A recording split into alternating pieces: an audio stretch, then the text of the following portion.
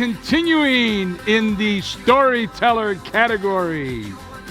Our next storyteller is Michael Maloney. He's a serial entrepreneur and he is on a mission to inspire people to harness their utmost potential. Michael takes an approach at life that emulates the deepest level of fulfillment attainable, and he is here today to share that with you. Please welcome to the stage our next storyteller, Michael Maloney.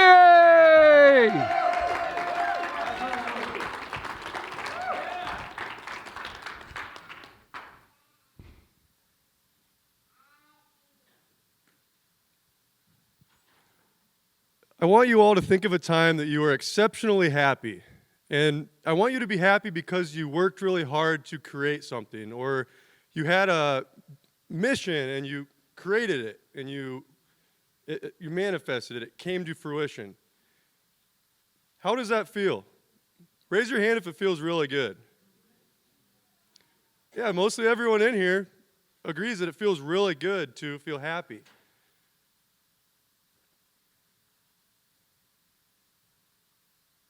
I want you to hold on to that thought for a little while, and we're going to come back to it. In 2013, I talked my grandma into co-signing on a lawnmower for me, an $8,000 lawnmower, just so you know. This was extraordinary. This was the start for me to start my own business. I was a sophomore in college. I was fresh out of high school. I was motivated. The world was full of opportunity. I was pumped.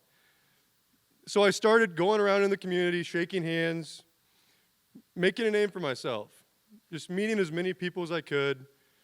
It was awesome. You know, at first it was slow, just like any business, but after a while we started to build some momentum, and it really started to take off. It was really cool.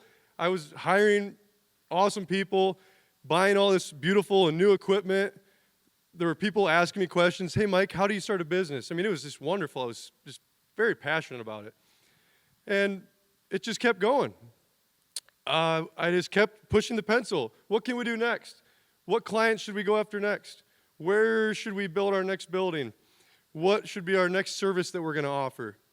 Okay, so after a while, it was like, what's next? What's next? What's next? The problem is, with that mindset, I wasn't able to appreciate what I had created. How many people can relate to a time when you're so focused on what you want to become or what you aren't yet that you can't even think about what you already have? Can anyone relate to that? And it's natural in a way, because in life, if we want to achieve our utmost potential, we need to have our next self in mind. We need to be thinking about what's next for us. That's really important. Without that, you're never going to get there. It's kind of like creating the roadmap to where you want to become or what you want to become.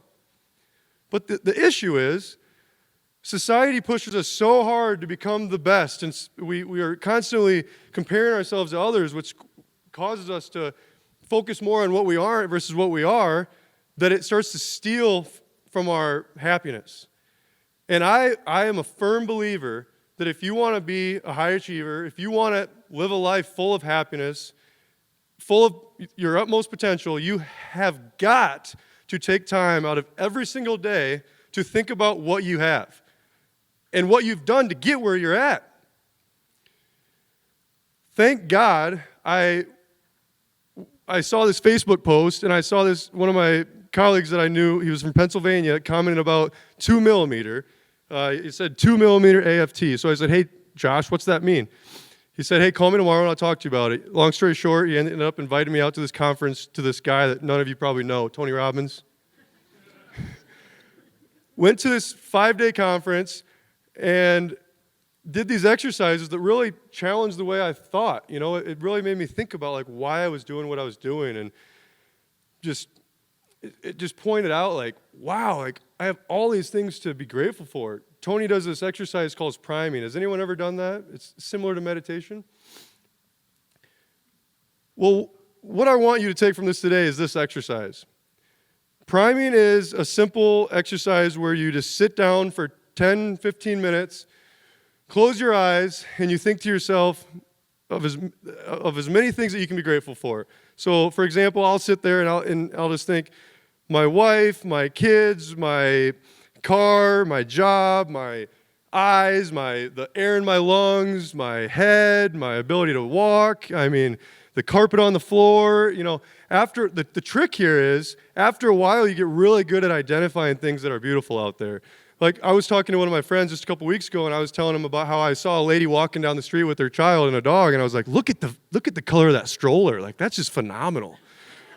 Like, come on now. Is that really that exciting? No, not really. But the point is when you do these exercises, after a while, you start to get really good at identifying what's beautiful in life.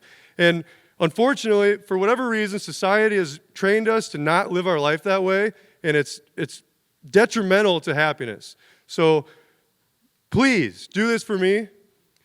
Today, find a room, close your eyes, just sit down, and it can be 30 seconds. It doesn't need to be that long, and that's the wonderful thing about it. It doesn't need to take that much time, but do it. And realize how you feel after that exercise, and you'll start to get addicted to it. And that's a healthy addiction, an addiction towards happiness. Thank you.